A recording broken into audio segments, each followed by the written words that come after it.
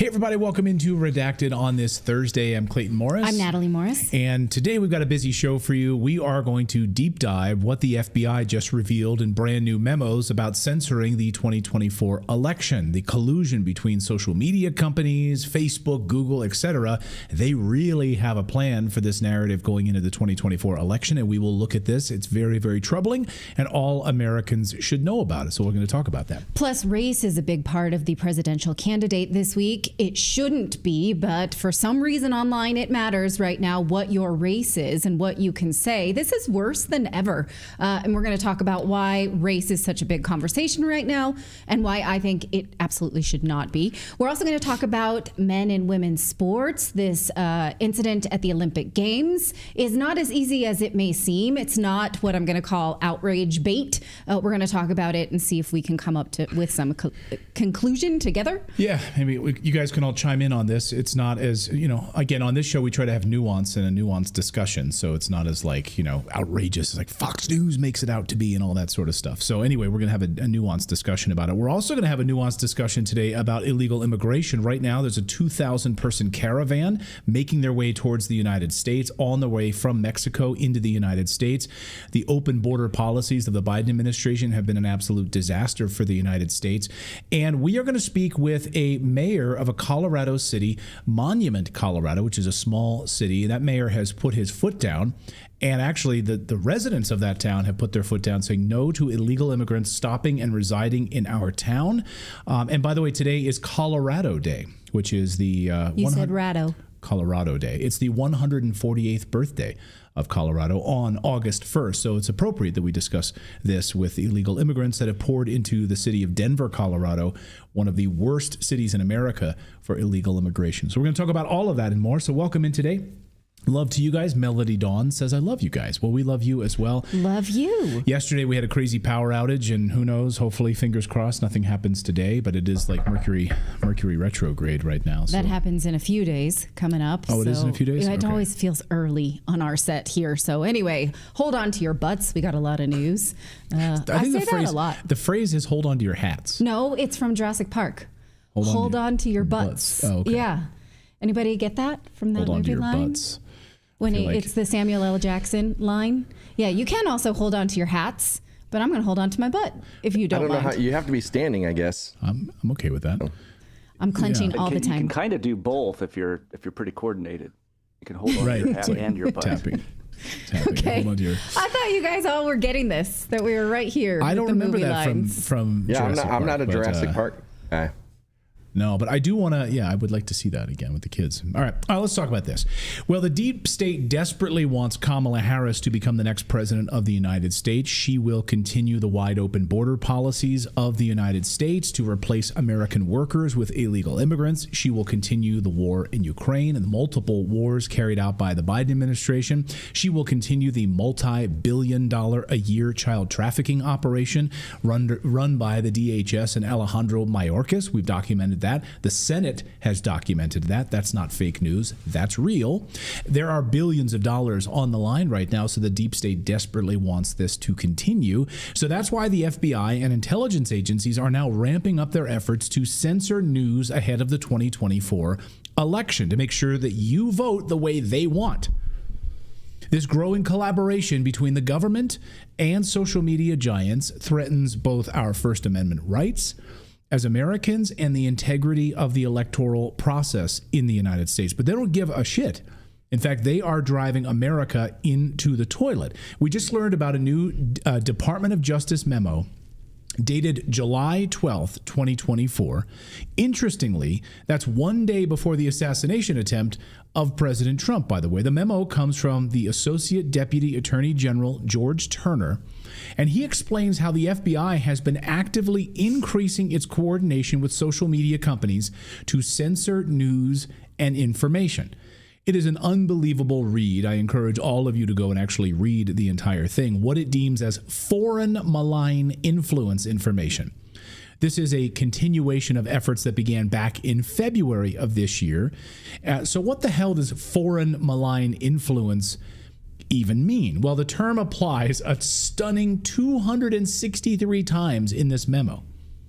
And of course, legal experts say it's so broad and it's so nebulous that it really doesn't mean anything. So how do we even define foreign malign influence? Well, we can't.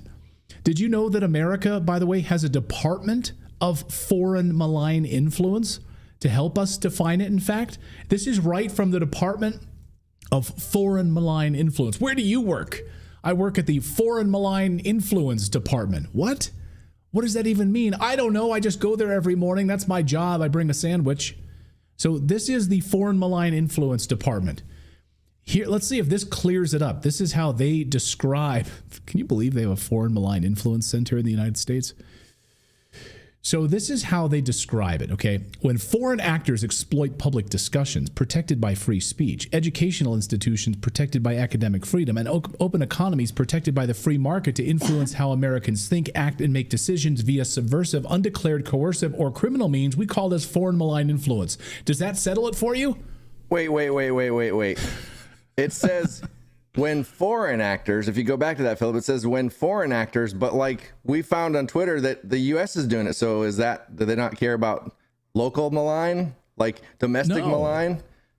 No, see, this is where it's so nebulous. What does it mean to be foreign? What does it mean to be foreign? Exactly. It's such a nebulous category. I mean, you could say that person wanted something I don't like and they drink French press coffee, which is foreign influence, right? Right. It could be anything. It could be anything. Exactly. We don't have it. It's such a nebulous term.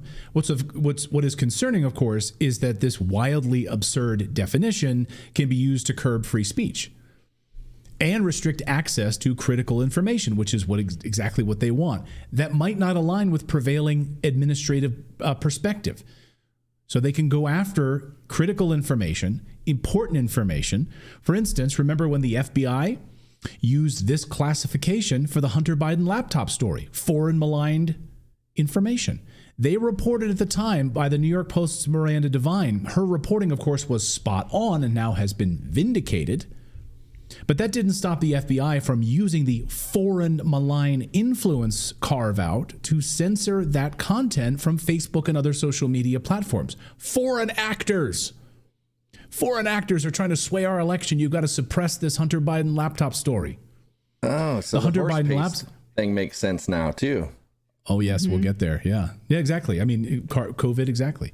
So the Hunter Biden laptop story was initially dismissed as Russian disinformation by 51 former intelligence officials. The narrative was then further pushed by social media companies like Twitter and Facebook. They throttled the story's reach on their platforms, remember? The FBI, I think, basically came to us, some folks on our team, and was like, hey, just so you know, like, you should be on high alert. We thought that there was a lot of Russian propaganda in the 2016 election. We have it on notice that basically there's about to be some kind of dump of that's similar to that. So just be vigilant. I mean, it sucks.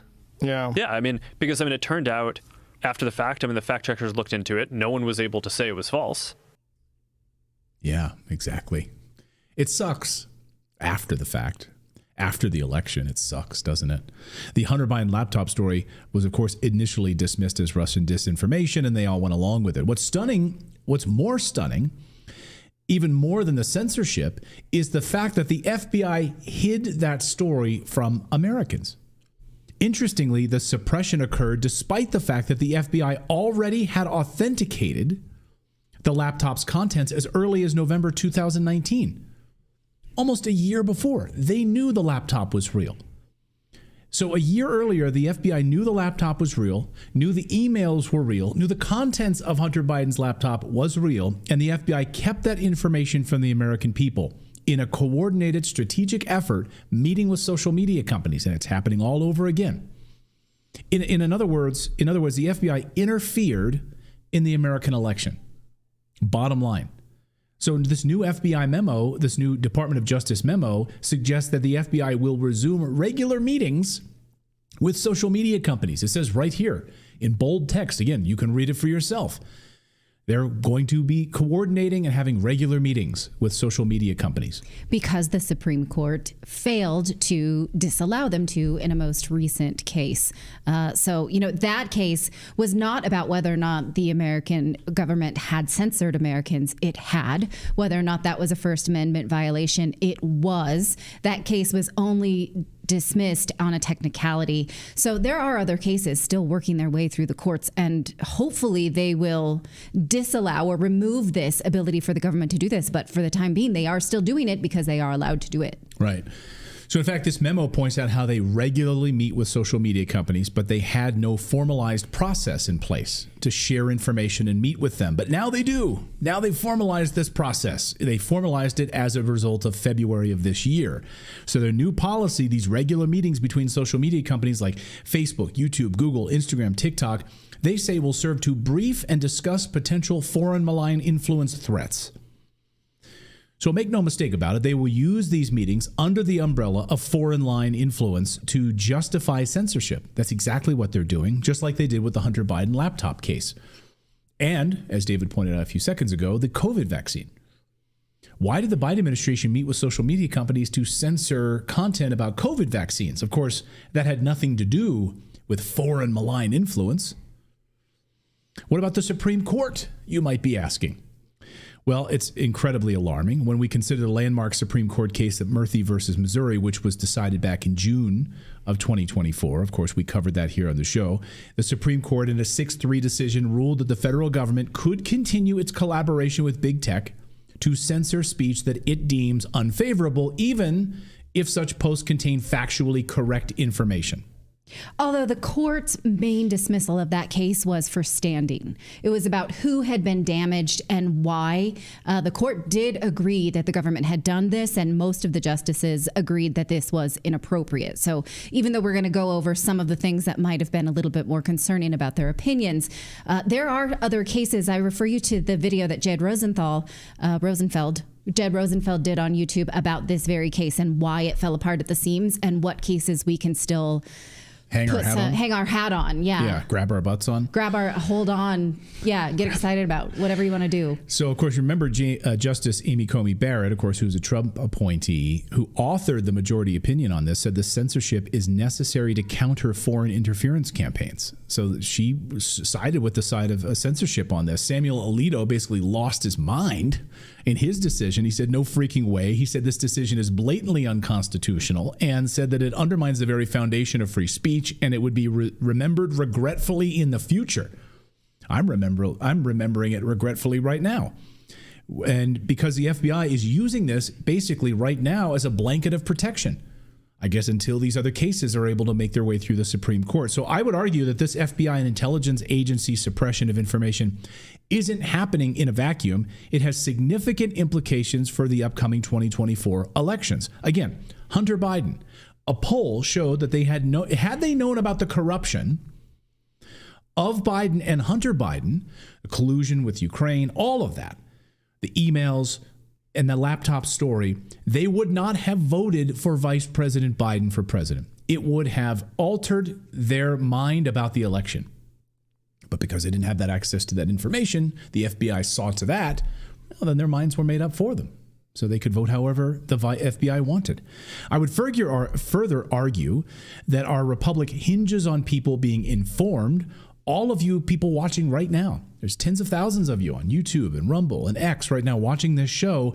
We have a right to have access to all the information that you need in order to make a decision. Not that the government tells you what you can have access to. You know, as our friend Tucker likes to point out, most of the major media organizations, the corporate media, you know, you're talking CNN, Fox News, MSNBC, they lie every day by omission. It's what they don't tell you. It's what they conveniently leave out of stories. So the mainstream media is doing that. And now the FBI colluding with social media companies to make sure you don't have access to certain information because they can use this nebulous term of foreign malign influence. It's incredibly disturbing. So right now, big tech companies are actively censoring negative stories about the Democratic candidate, Kamala Harris. This is, again, by omission. This is a coordinated effort to control the narrative, to sanitize information and suppress negative views. I find this absolutely despicable. According to the Daily Caller this morning, dystopian shit. Kamala Harris' online support is well-funded and inauthentic, influencers claim. Here it is. The Kamala is brat TikTok trend, among other viral Kamala Harris meme videos, are likely an astroturfed effort by the Harris campaign and her allies to manufacture appeal to younger voters. Several Gen Z online content creators told the Daily Caller. Almost immediately after Harris became the presumptive Democratic nominee, old clips of her speaking spread online like wildfire, often adapted into memes meant to make Harris look cool or humorous. Democrats proclaim that the videos are evidence of organic excitement about Harris, but some content creators claim they were solicited to post about Harris in exchange for money. Oh, while others say the effort looks astroturfed as opposed to being grassroots. Of course it's not grassroots. What, like, young TikTokers are like, Kamala Harris, she's so brat. Well, she's so brat. Like, one thing that I noticed is like you see their events that they're doing and they're in these little rooms and all this other stuff. And then all of a sudden, like within a day, she's filling stadiums. Like, I'm like, are they inviting like Taylor Swift to perform and then she's sneaking on after and being like, this is my event, give everybody a sign? Like, what is going on that it looks like she has Megan that Thee much Stallion. support? It was the rapper who was at the rally on Monday. Yeah. It was a rap concert, kind of couched as a Kamala Harris rally. Oh, so that's why everybody was leaving as she was starting to talk. Well, I don't know. I mean, I didn't attend. That's a brilliant move. So send Kamala out to stadiums that are already filled with people who aren't there to see her at all, and then she shows up on the stage like, "Hey, everybody!" Right? No, it's a move straight out of the Obama campaign where they used Beyonce and other notable faces that you might want to see in person. So, as Elon Musk tweeted, do a search for Donald Trump rally on Google. As Elon tweets, just did a search for Trump rally on Google and Kamala was the top result. Isn't it unbelievable? Instead of giving you Donald Trump rally results, you get Kamala Harris rally videos. Because Google doesn't want you to see Donald Trump rallies. They want you to, start liking Kamala. That's the goal, right? If you want to have some fun and test this for yourself, try to share the following clip of Kamala Harris being interviewed by CNN's Jake Tapper. This is brand new, by the way, okay? This is not old. Try sharing it on any platform other than X. Good luck.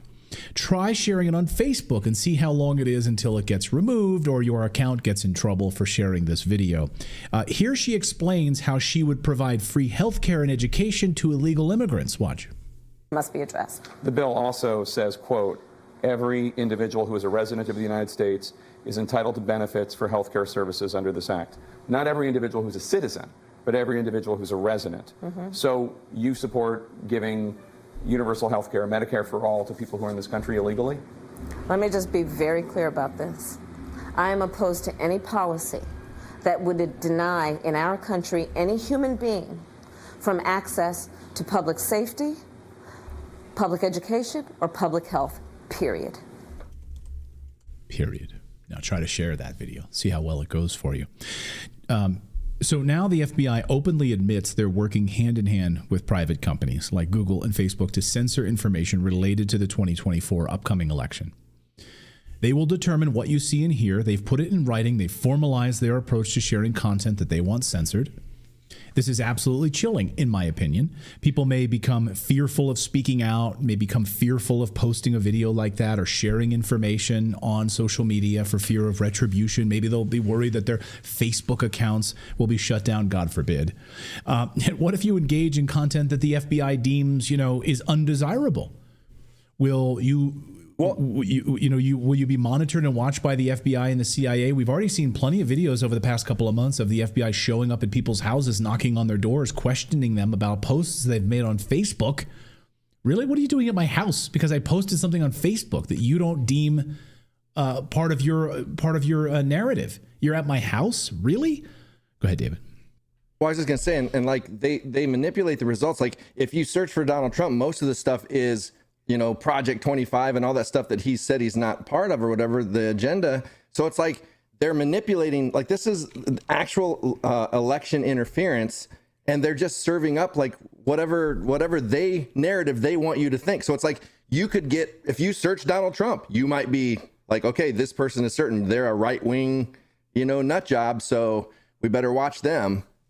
Right. And what we learned in the White Women for Kamala Harris call over the weekend is you are responsible for your algorithm. So they clearly want you to see what you should be searching for versus what you should not be searching for. I mean, I guess any of us who are readers, we know anytime you put in a book that might be considered wrong, they're like, no, you want Prince Harry's book.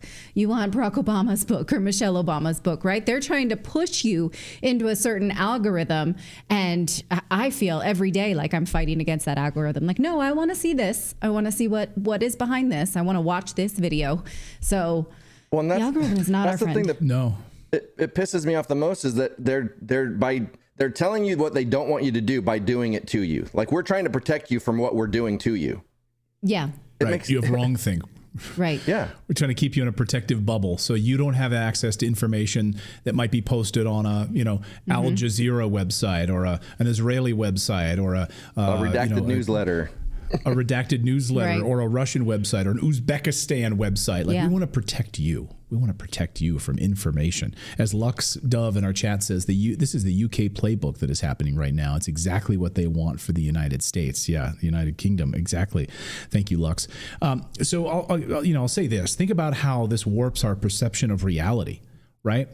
How many people do you know kind of around you that maybe don't follow the news a lot? They don't watch Redacted. They're not informed. And I don't say like if you watch Redacted, you're informed. I think we try to question everything here on this show. We try to present you with the facts and not force anything down your throat. You make a decision about who you want to vote for. That's totally up to you, of course, not what we deem is the narrative.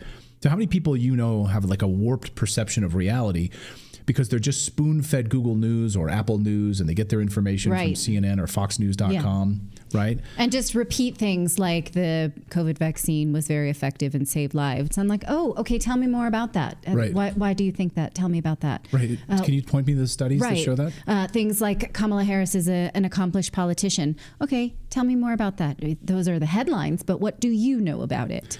So these big tech gatekeepers, they continue to control what we see and hear. Personally, I think it's imperative to recognize and challenge all of these fascist attempts right now to manipulate information, to censor content, to question everything.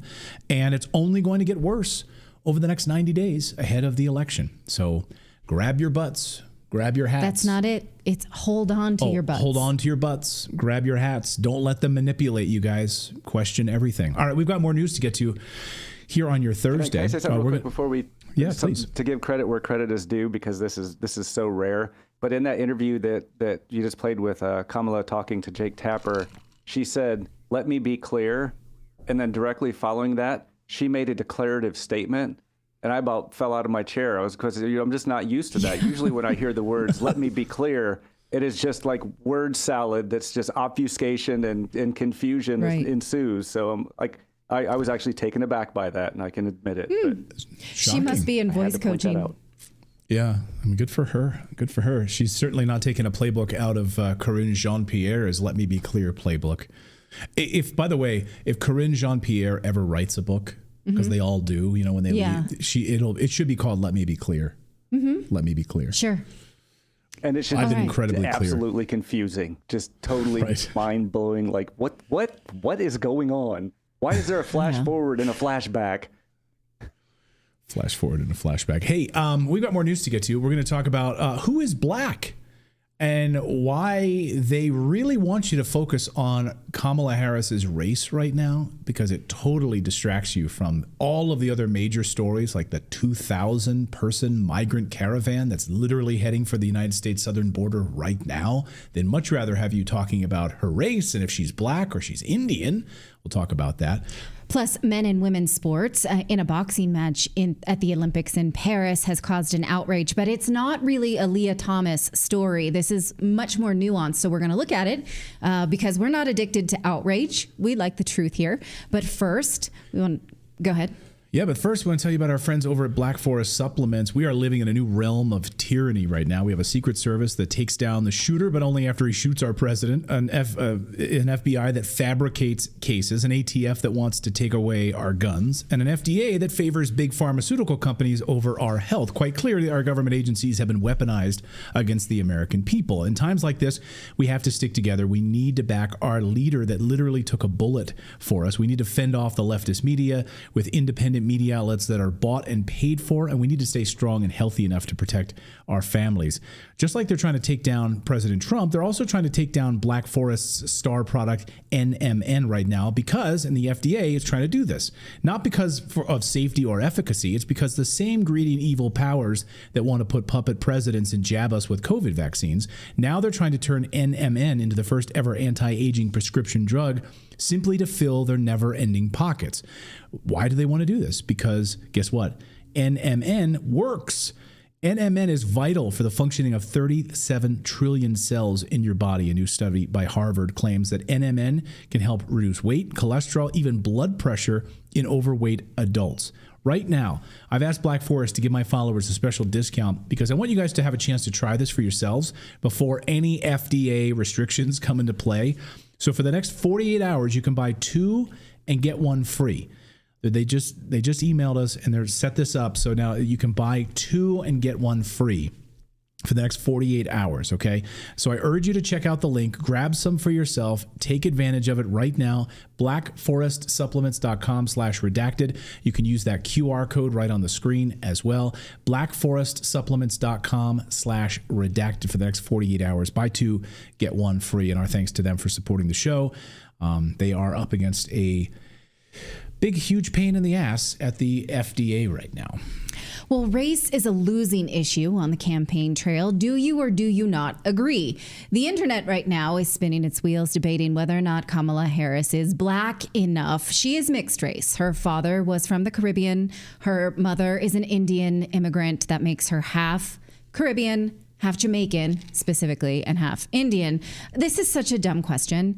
And I think if the Obama years taught us anything, it's that when we focus on race, we all lose. Now, why do I say this? Because we were sold this idea that opposition to Obama was racism. And a lot of us focused on that because that's where the media trained our focus. By doing that, I want to say that I admit personally that I missed quite literally that he was murdering entire populations in the Middle East and supporting al-Qaeda. And in the meantime, I was looking the other way, wondering whether or not opposition to Obama was racist. I will never do that again. I will never be distracted by race and gender again. And I invite you to join me. So this week, Vice President Kamala Harris played up what we would think about black tropes at a rally in Atlanta with the rapper Megan Thee Stallion. And you all helped us win in 2020. And we're going to do it again in 2024. Yes, we will. Oh, my. So let's get... Okay. She's from the East Bay. I don't see the problem with that, Natalie. It sounded perfectly fine to me.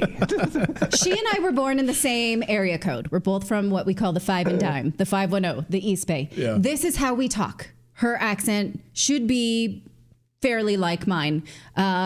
We don't talk like that in Northern California, but who cares? If she wants to relate to people by sounding like them, it's up to those voters to decide whether or not they buy it. Yeah, or is she phony? Oh, she's coming here. Suddenly she's got an accent that she didn't have 24 hours earlier. Right, it's like Madonna, who all of a sudden became British and then she wasn't. Right. Next time she's going to be sitting a hot dog on the podium and then putting hot sauce on it. We ready to get this started? Right. Hot sauce. I've always loved hot sauce. Remember Hillary Clinton did that? She's like, I carry hot sauce in my purse all the time, trying to relate to black folks. I mean, I thought that this, ultra black Southern accent, that if you made fun of it, you get pulled off a Disneyland ride like Brer Rabbit. You're not Aunt supposed Jemima to sort of lean into it like that. But if she wants to do it, let her do it. I don't care at all. I don't think she's pandering to me. The people she is pandering to should decide for themselves whether they like it or not. Now, President Trump sort of stepped in a big pile of race poop when he questioned her blackness this week. He was race baited by this interviewer who asked him why should black voters trust him with another 4 years, and then followed up with a DEI question. And instead of saying race is not the issue, the issues are blank, what I think are the important issues, he really stepped in it. Watch.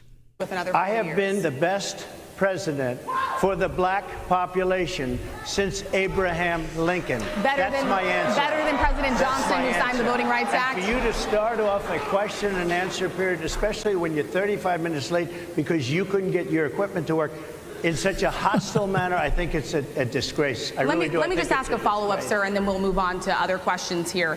Some of your own supporters, including Republicans on Capitol Hill, have labeled Vice President Kamala Harris, who is the first black and Asian American woman to serve as vice president and be on a major party ticket, as a DEI hire. Is that acceptable language to you? And will you tell those Republicans and those supporters to stop it? How do you define DEI? Go ahead. How do you define diversity, equity, inclusion? Okay, yeah, go ahead. Is that what your definition? That is give me a literally definition the words then. Would you give me a definition DEI. of that? Give me a definition. Sir, of I'm that. asking you a question, a very direct question. Define it for me, if you would. I just defined it, sir. Do you believe that Vice President Kamala Harris is only on the ticket because she is a black woman? Well, I can say no. I think it's maybe a little bit different. So I've known her a long time indirectly, not directly very much, and she was always of Indian heritage, and she was only promoting Indian heritage. I didn't know she was black until a number of years ago when she happened to turn black, and now she wants to be known as black. So I don't know, is she Indian or is she black? She has always identified as a black woman. She went to a historically black college. I respect either one, but she obviously doesn't, because she was Indian all the way, and then all of a sudden she made a turn, and she became a black person. Just to be clear, sir, do you believe that I think somebody should look into that too when you continue in a very hostile, nasty tone. Okay, so now liberals are saying, oh my gosh, this is so offensive. He doesn't believe in people's biracial ability, that you can't have both cultures. But I think what is clear is that he's pointing out that Democrats are race pandering. I think that's the point that he was trying to make, maybe not elegantly, but he makes a valid point. They do use her race like a tofu. You can just kind of stir it into any dish and it takes on that flavor versus what you think that group of voters want. And I don't think anyone should get bonus points just for their skin color. Here is a headline from 2016 calling her just Indian. So she was sold to one population as Indian and another population as black. Here's an introduction to Joe Biden this week where the speaker couldn't decide which race he wanted to kind of wheel and deal, which card to play when he talked about the vice president. And to choose as his running mate, Kamala Harris, the first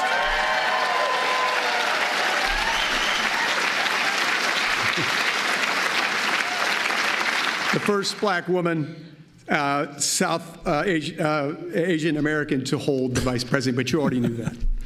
Okay. I love the sign language. It's like, which one? We're on with which one? I don't know what to call you right now. It's whatever the machine wants her to be. If somebody had crossed it out several times and so he couldn't quite read it. He's like, wait, does it black? Can they cross out black, but then they circled black, but then they circled Indian, and I don't know. Yeah, all the deaf people are like, did he just call her a black Asian Indian? And, you know, which version of the speech do you have? Are there different versions for which groups you're talking about? This was a civil rights group, so they wanted to use black for that. Somehow Asian got in there and he was like, which, you know, so it's clear that they're using it in order to pander to voters. Will it work for you or not? Now, again, Clayton's right. This is reminiscent of when Hillary Clinton told a black interviewer that she carries hot sauce in her purse, or when Joe Biden said, if you don't vote for me, you ain't black. It's race pandering, and it's so unimportant in a year when the issues are so much bigger, such as, will you draft my child to war? Will you fix the economy and stop perverting market forces to fund foreign wars? Will you weaponize the government against citizens and politicians that you don't like? Will you secure the border and create safe cities? Look at this. Will wages increase to keep up with an inflation. This is a chart showing that inflation-adjusted hourly compensation is down 5.2% since the Biden administration took office, unchanged a year ago. These are the most important topics to vote on. Nothing to do with race, literally nothing. Now, I watched some of the Blacks Against Harris Zoom meeting this week because I also watched the white dudes for Harris and the white ladies for Harris. And so I wanted to know if this rhetoric is similar, that these are black people talking, about one thing. Is it similar to the way that whites are talking to themselves? It kind of wasn't. They're not really speaking for other blacks. They're rejecting being spoken for because they're black. Watch. A very well-oiled machine, right? What we do have in our favor is that people do not trust any of this stuff anymore. At this point in the game, people know that they're being propagandized. So I think that a lot of people on this Zoom have the opportunity to reach out to people directly that are either done with the propaganda. Okay, so they're done with the propaganda of you're black, so you think this way, so you must like her because of your race. I thought this was really interesting. Here is one participant saying he can see through this pandering to black people because behind it is white people. And so it's getting real petty now. It's like, yo, we know that's wrong. We know it's wrong. And we need to draw black people back in because the white liberals, they running black culture. Wow. White liberals are running black culture. Yeah. That might be one of the smartest things I've ever heard. Right. White liberals are running black culture. They'll tell you what's cool and what you like, right? Let me just get some diamonds on Temu and I'll tell you what's cool, yo. They're deciding that they don't want white people to castigate themselves in the name of diversity and then tell them what's right for them. They want to speak for themselves. Go ahead, David. Well, I was just going to say that comes down to the same thing as getting rid of the name the Redskins and all this with the Indian culture. They're why are we letting these white people take our, it's they were unhappy with that decision because it took away acknowledgement of their culture. Yeah.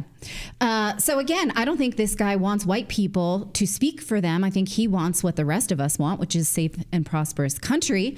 But I don't speak for him. He speaks for himself. And I don't tell him anything or presume anything based on his skin color.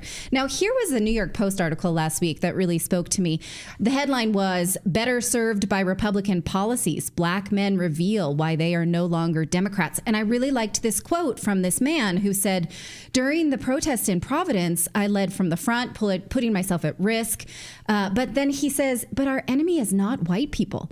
Our enemy is the overzealous government. Now think for a second, if we all put aside race and realized that collectively how powerful that quote is, that nobody's my enemy based on these labels like gender, race, or what have you, that we are all just looking for the same thing from our government, which is to get out of the way of our lives. And he says, one of the things he says is that immigration is a hotbed issue for black voters. And in fact, that turns out to be valid because higher levels of illegal immigration do increase black unemployment.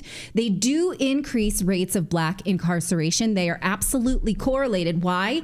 Because populations of young men with no gainful employment and idle time has never led any society to anywhere good. But if you want the same things for everybody, not just based on race, then you're on to something. This is something that Vivek Ramaswamy said in his RNC speech, and I really appreciated this. To those of you watching this at home tonight, I'd like to deliver a message that the media doesn't want you to hear from the Republican Party. Our message to black Americans is this. The media has tried to convince you for decades that Republicans don't care about your communities, but we do. We want for you what we want for every American: safe neighborhoods, clean streets, good jobs, a better life for your children, and a justice system that treats everyone equally, regardless of your skin color and regardless of your political beliefs. Is he black or Indian? He's Indian. Oh, okay. Yeah. Unless he was a Democrat. But we should not presume about anything, about anything he believes based on his skin color. If he was a Democrat, he'd be black. And it's just a good reminder that black people vote on the issues just like the rest of us, and to assume otherwise is racist. Don't you think? Yeah. So here we are. Now we've had... Sorry, real quick. Don't you think it's weird that you don't really ever hear on the Republican side, like Vivek Ramaswamy is the first Indian, blah, blah, blah, to run for the Republican Party. Like, they don't seem to pander to that. It's just like, here's Vivek Ramaswamy. He's running for president. Right. Yeah. And again, I think Republicans will lose if they play this game, this race game. Let the Democrats scream themselves hoarse about it and don't play. Here is one of my ex-friends. Never met her in person, but we follow each other on X. And I appreciated the way she presented race as a losing issue. This is Dr. Naomi Wolf. She says, "Dear conservatives, here are some losing issues. Men in dresses is a loser issue. Is Harris black or Indian? Loser issue. Childless cat ladies, loser issue. Who is weird? Loser issue. Here are the issues you will win on: economy, border, crime, unity. Every minute you spend between now and November not talking about these things is shooting yourself in the foot." Now, here is my addition to her winner issues. I'm adding censorship regime and foreign wars, namely not supporting those things. So we have had the race discussion because it's sucking the air out of the internet. And I want to have it as a non-issue and replace it with the issue. So are you with me? Who's with me? I'm with Put your you. hand up if you're with me. I'm with you. Can I get an amen? Yes. The United States is the largest purveyor of child sex trafficking in the world. And we're talking about whether or not she's black or Indian. Yeah. Like, come on. Okay. Like, let's. Loser issue.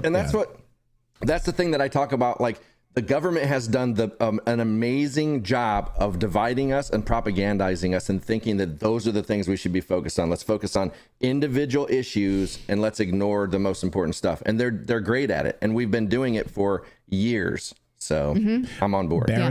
Baron Saturday in our chat says, "I'm so sick of this anti-cat crap."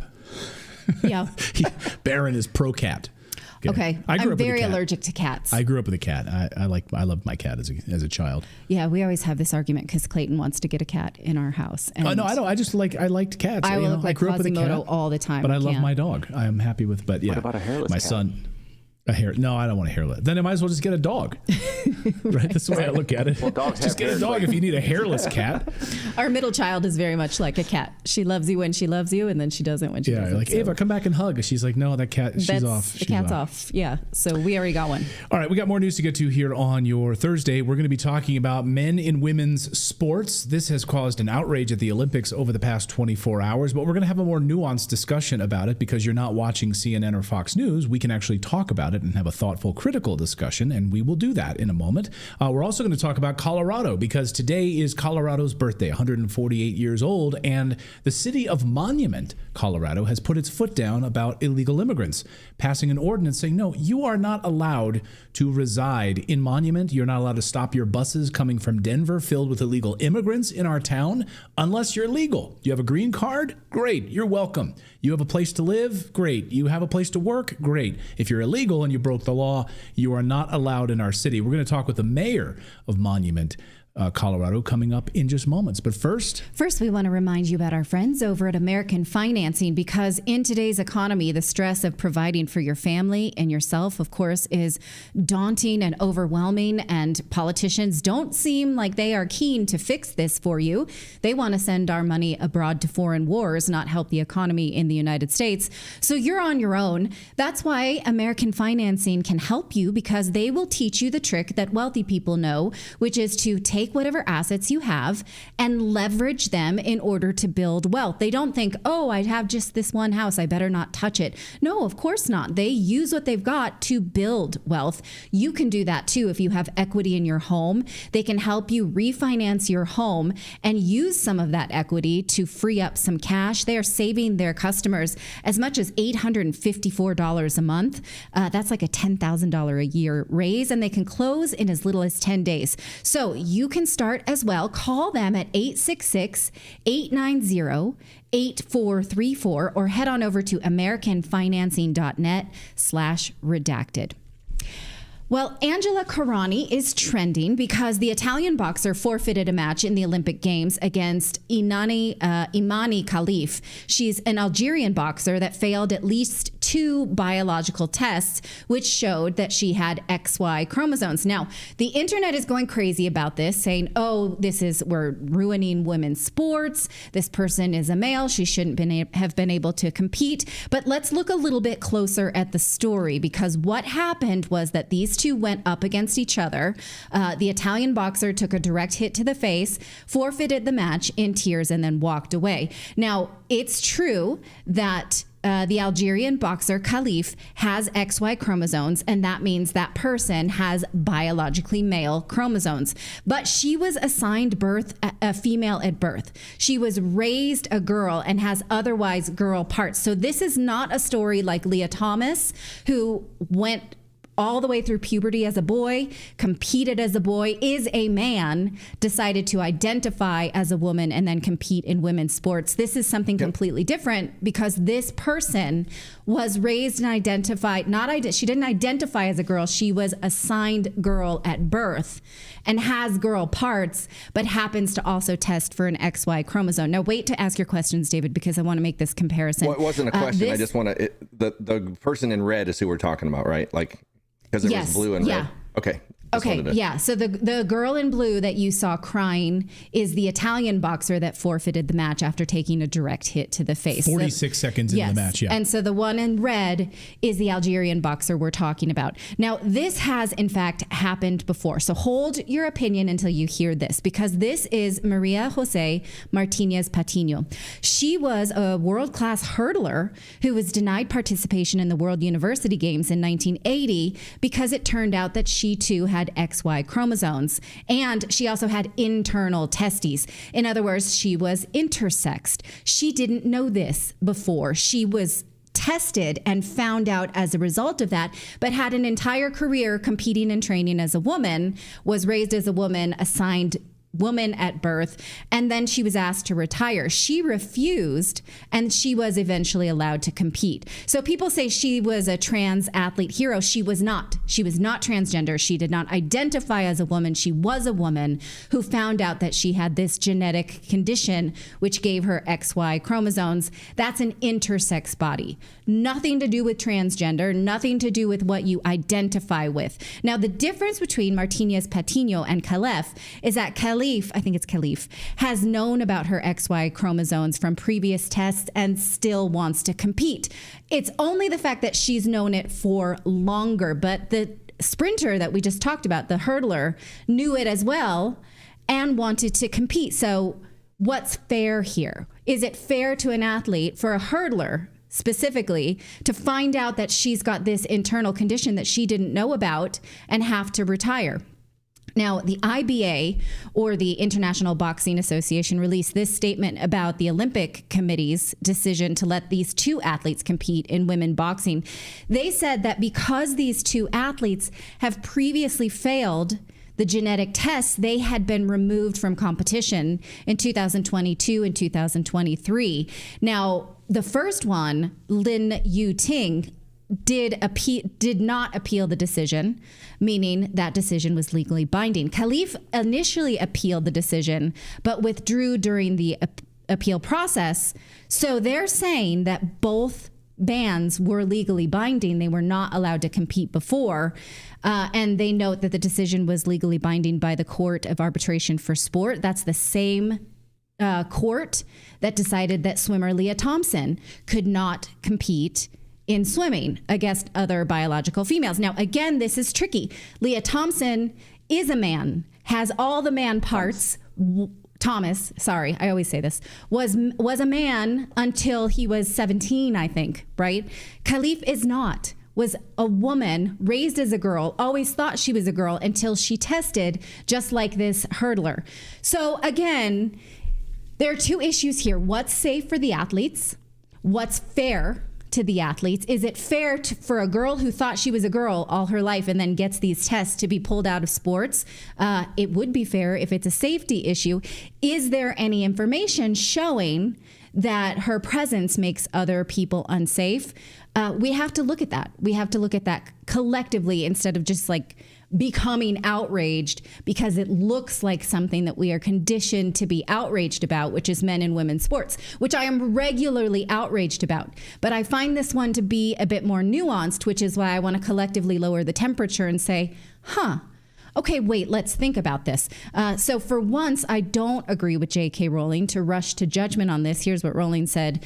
Could any picture sum up our new men's rights movement better? The smirk of a male who knows he's protected by a misogynist sporting establishment, enjoying the distress of a woman he's just punched in the head and whose life ambition he's just shattered. Again, she's not a male. She's a woman who has a chromosomal condition.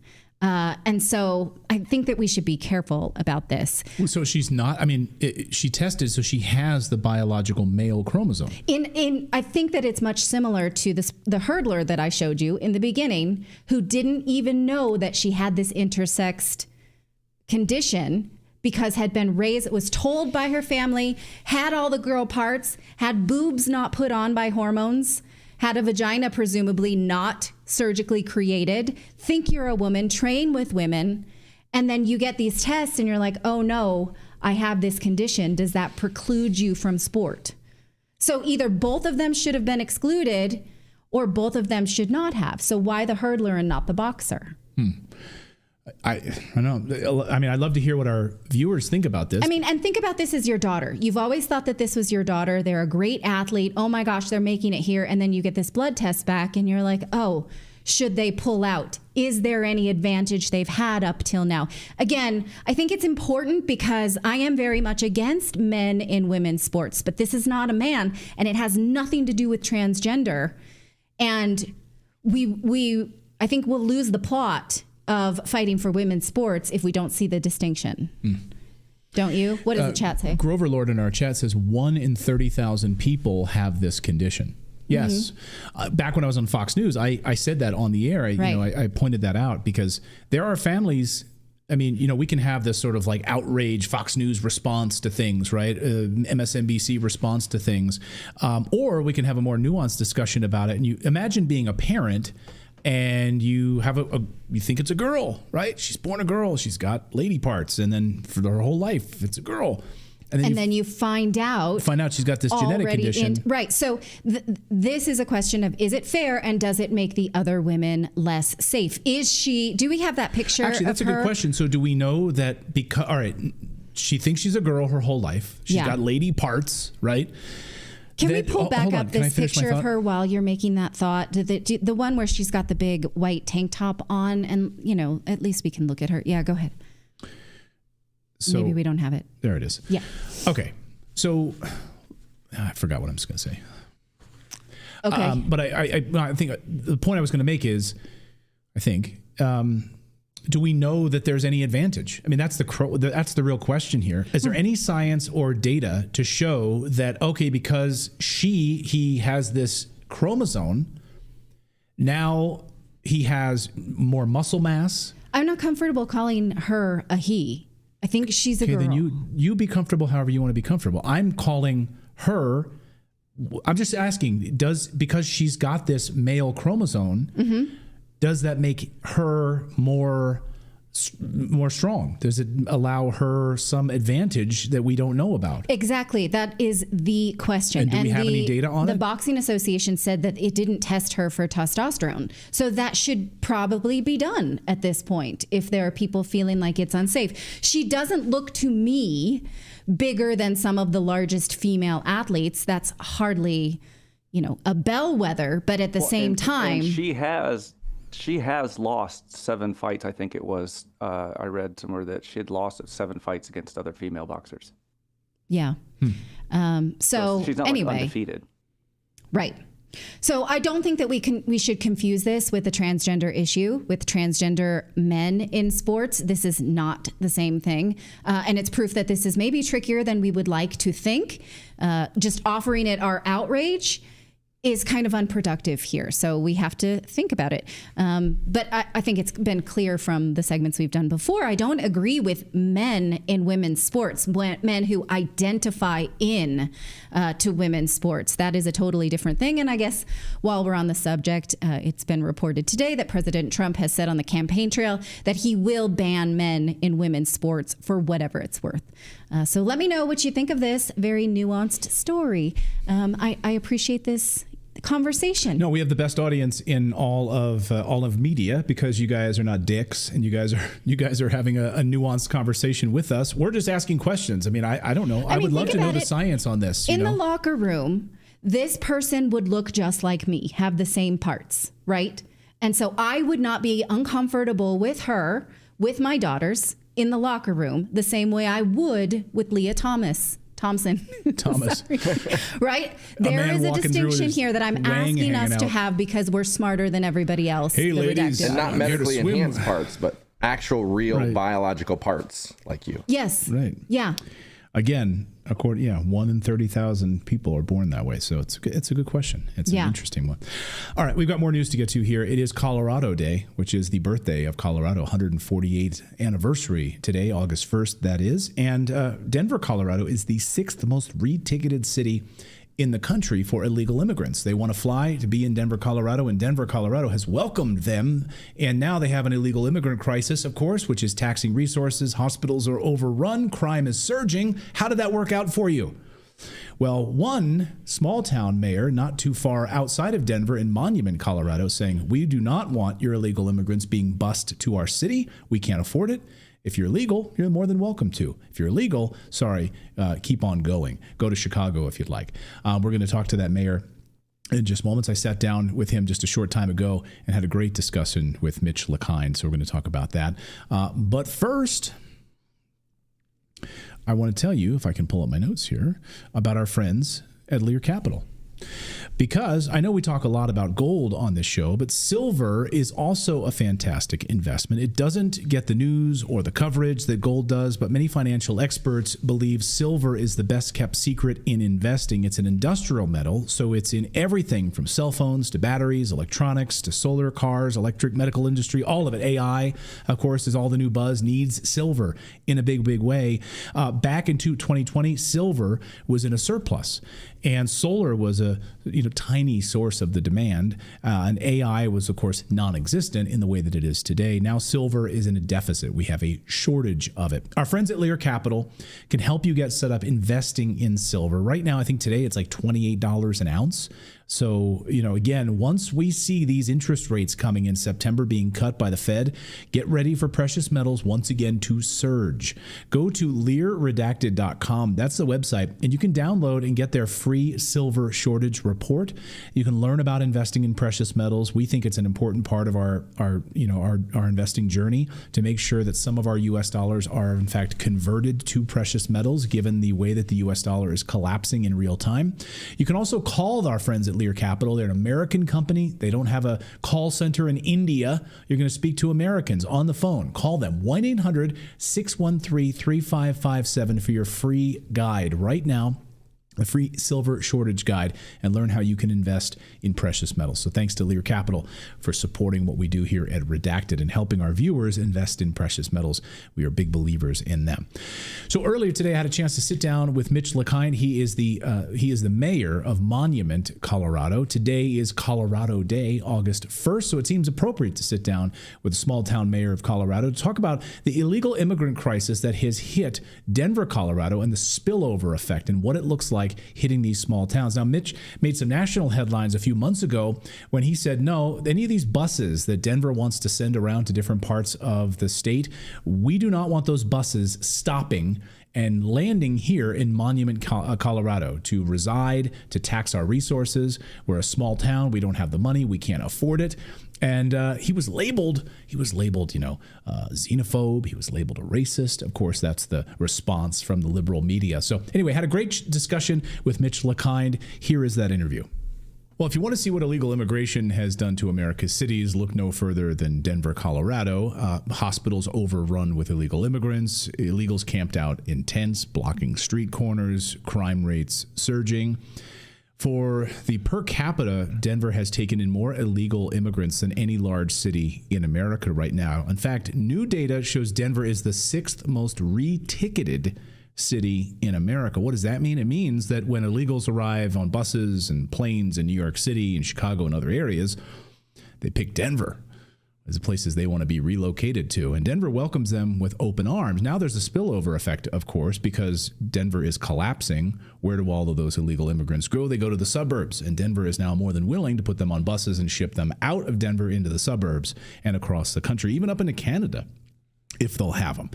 The city of Monument, Colorado recently passed a law that refuses to turn Monument into a sanctuary city and refuses to allow buses full of illegal immigrants to stop in Monument, Colorado, in order to relocate. It's a beautiful small town, and the mayor of that town is a man by the name of Mitch LeKind, and he joins us today in the studio. Mitch, welcome in to Redacted. Great to see you. Thanks for having me. So let's talk about first. I want to get to what you guys did in Monument, which is pretty monumental. Forgive the pun. And I think probably a lot of American mayors right now are looking to the model here. But can you just talk about Colorado and what has happened in the past few years to Denver and the metro area and what you've seen in your small town? Well, at first, Denver and the state passed some we won't cooperate with ICE laws, right? And that's a state law that police and sheriff departments will not cooperate with ICE detainers for specifically illegal immigration and criminal elements of that. Our hands are a little bit strapped for what we can do as if illegals were to show up. But what we wanted primarily to do is to let Denver know that what they've done, declaring themselves a sanctuary town, would not be welcomed in smaller communities like Monument. I mean, we're only 10,000, 11,000 people. And that's the northern part of El Paso County. So if they were to head south, they would hit us first. And so you talk these right to the detain laws, right? So they're not necessarily a sanctuary city, but because they don't adhere to ICE laws, Denver's saying, we're not going to adhere to federal law. So if you want us to detain illegals, we won't do it. That's basically what Denver has said. Correct. And if we had the opportunity to do those detentions, well, we don't have a jail, so they would go to El Paso County. Monument has a holding cell, which is, it's like a Wild West. There is some 1800 era prisons in Monument. Wow. They're covered up by restaurants and things like that. But our holding cell would not be able to hold more than one or two people. We would, if we had a busload of illegals that were being sent down from Denver, we would send them to the county to handle, because we wouldn't have the facilities to deal with it. Now, your city a few months ago passed a law, an ordinance that unanimously, if I understand correctly, would keep illegal immigrants from the buses from arriving in Monument, and also, or in addition to which, not allow Monument to become a sanctuary city. Is that right? Right. The purpose was to inform Denver, don't send them to Monument, right? We're not going to become a sanctuary town like they are a city. We do not have the resources to provide services for illegal immigrants, whereas they do. They've set up shelters. They've reduced their normal budget in order to help support that. Monument's budget is so small that we couldn't provide it even if we wanted to. And it's not to say that we wouldn't want to, but right now the people don't want to. There's no place for them to go. And at the time it was winter. 7,000 feet in the wintertime is sort of inhumane to have people living on the streets and walking amongst the community members. It just wouldn't have been appropriate. Well, then, of course, liberals will say, well, then you're xenophobic, you're anti-immigrant. Why don't you kick kids out of the local high schools and open up the gymnasiums, right? And so the kids don't have gym class, they won't have a cafeteria. Why don't you clear the kids out of the schools, open up your gymnasiums, open up your community centers, and allow all these illegal immigrants to sleep there, right? Otherwise, you're anti-immigrant, Mitch. Yeah, well, they can say that. I've been raised around immigrants my entire life, and minorities, and just like everybody, it's a melting pot, right? No issue with immigrants that are here legally. If the school district wanted to provide shelter, that would be up to the school district, because here in Colorado, the governments of the municipalities differ from the governments of the districts themselves. They have their own elected leaders. They're in control of their schools. We would hope that we would be able to have conversations with them about what their intentions were, but we certainly couldn't prevent a school district from deciding to open up their gymnasium. Monument would be the wrong area to do that in. The parents would be very against having their children kicked out of their gymnasiums and their schools in order to house illegals. And parents across the country would be angry about that. We've shown video here on our show of angry parents in New York City who they find out that their kids are kicked out of their gym class, they're kicked out of their cafeteria to house illegal immigrants. And all of this is happening under the dark of night. And so this is, I think, where the media has totally dropped the ball. The corporate media has failed to cover this story. The massive amount of non-governmental organizations, the NGOs, that are collaborating with these city governments like Denver, New York City, Chicago. It's a multi-billion-dollar industry. And in the dark of night, they're putting them on buses. They're putting them on vans. We have names of many of these organizations. We've covered them here on the show. And they're shuttling them around to these small towns. They're dumping them in the dark of night. And then they're putting up their hands saying, no, we're not doing that. We're not doing that. And then they paint these small town mayors as, anti-immigrant, xenophobic, spreading misinformation, and they are lying to the American people about what's happening. Yeah, it's funny. I actually had somebody come up to me on the Capitol steps. We were there for an event, and it had nothing to do with immigration. And I had my name tag on, and the person came up to me from Colorado Springs and said, "Oh, you're the racist mayor for Monument." And I was standing there next to Colorado Springs Mayor Yemi Momolladi. We were standing there. He's a very larger than me, black man. No issues with Yemi, and we get along great, and we work together, collaborate when we need to. But this guy approached me and said, "You're the racist mayor for Monument," because of my news pieces that hit Fox. And I said, "Listen, this is not about being racist. This is about whether you're legal or not." And so the guy questioned me about what I felt was legal. I said, well, if they're an asylum card holder or they have a green card, they're legal. Welcome to Monument. Right. And he said, so you wouldn't have a problem with them coming to Monument? I said, no, if they can find a place to live and a place to work, come to Monument. You're legal. But if you are illegal, you have no papers, you have nothing that says you're allowed to be in the country legally, don't come to Monument, because we have nothing for you. We have no place for you to live. We have no place. We have no housing. We have no infrastructure to support you. Move on. Well, we've seen in Denver the effects of this. The chances of becoming a victim of violent crime now in Denver is 1 in 95. New crime statistics show that Denver has twice the level of crime as the national average. Twice the national average. Imagine that 1 in 95 chance of a violent crime happening. So imagine, would you let your kids walk home from a friend's house if you knew that there was a 1 in 95 chance of them being a victim of a violent crime? And then they want to label individuals who would be against that as racist. Surging violent crimes, surging crimes as a result of illegal immigrants in this country, of military-aged men, not have a family, who are carrying out these brutal crimes. They've been well documented at this point. So I don't see how that's racist. It's not racist, but when Denver decided to, when the mayor decided to remove, was it $9 million from his police budget in recent news?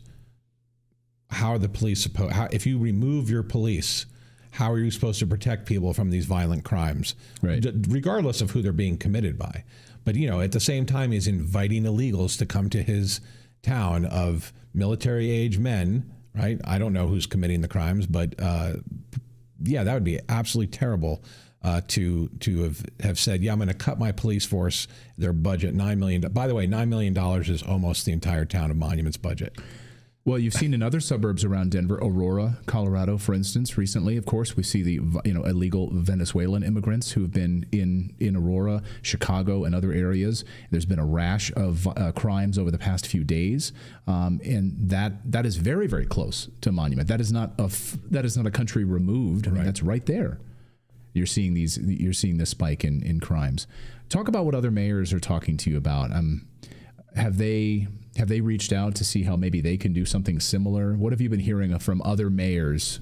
If their hands are sort of tied right now, but what have they been telling you? Well, there's a few mayors who specifically reached out for our ordinance and asked how it went. We saw a couple of communities implement the same exact ordinance, change a couple things in it to fit their community, and they passed. A couple of them did not pass, not because they didn't run them, it's because they didn't run them, right? I think, we know Colorado Springs passed theirs, and El Paso County passed theirs, and that's exactly why the town of Monument went down that path. But I've not had a whole bunch of people reach out asking. I've had a couple of elected leaders in other states reach out, and specifically California, thanking Monument for doing what we did. They were going to attempt to do the same thing. I don't believe we followed up to determine whether they did or not. But, in California, it's hit or miss as to whether you're in a community that's going to be supportive or not of it. Right. Those kind of things. What has the city of Denver said to you? This was the whole ordinance was really, hey, Denver, I hope you're paying attention to what we're doing here in Monument. What have they said? What has the mayor said? Nothing. He has not reached out once, although before this all happened, he had one of his people reach out to me to exchange contact information in case there were some programs that we could work together as partners. I've only met the man once. I don't agree with, I would say, majority of his policies. I don't really get into it with him, and I don't see what Denver and Monument have in common that we could do things together. I mean, he should just go talk to Mayor Yemi if he's got, and he has, right? But I have not heard from him since the news story broke that we did that ordinance. We covered here on this show how Denver implemented a plan so that if you live in the Denver area, you can call, I think it's like 211 on your phone, and you can open up your home to illegal immigrants. And you could just call, I see a bunch of violent criminals coming across the border. And let's open up our home. Have you heard how that program has worked? Have you heard any response to the success of this opening up your home, allowing illegal immigrants to sleep in your extra bedroom? I've seen a couple things online, social media, where people have been very open-minded to the idea of bringing in strangers into their home. I've not heard of anybody getting, murdered in the middle of the night by these people they've brought in, right? That's good. Which I think that would make some headlines. Right. But no, I've not paid attention much to the program. I think it's absurd. Although I would prefer community involvement, churches and social groups, things, people who can self-fund the supporting of immigration in general, and it should not be borne on the citizens. The government should be preventing it, but if they're not going to, it should certainly not be coming on the taxpayer to pay for services. And let the churches and temples and mosques and whatever else is out there to deal with these things. Well, and the individuals who vote in these administrations, right? They're voting in this administration in Denver. They support their policies. I think it's a great idea for them to open up their homes. If they've got extra bedrooms, they've got big backyards, they could build tent cities in their backyards. They could have... Well, they can do ADUs now. So now that's right. A use by right across the state because the state legislature passed, you can have ADUs now. And so, they can just start building new housing within the lot that they have already put a house on. Yeah. They want to defund the police, and they want to support these policies. They should allow them to build tent cities and things like that, and homes and structures in their backyards. I think that would be a great policy. Great for Denver, not great for Monument. Right, exactly. What have you seen happen here in Denver over the past couple of years and in this area? How has it changed since you've been here? So when I moved here in 2017, and I went to Denver for various things like concerts or sporting events, things like that, I never saw a tent. Never once did I see a tent. It was only a matter of a couple of years that had gone by.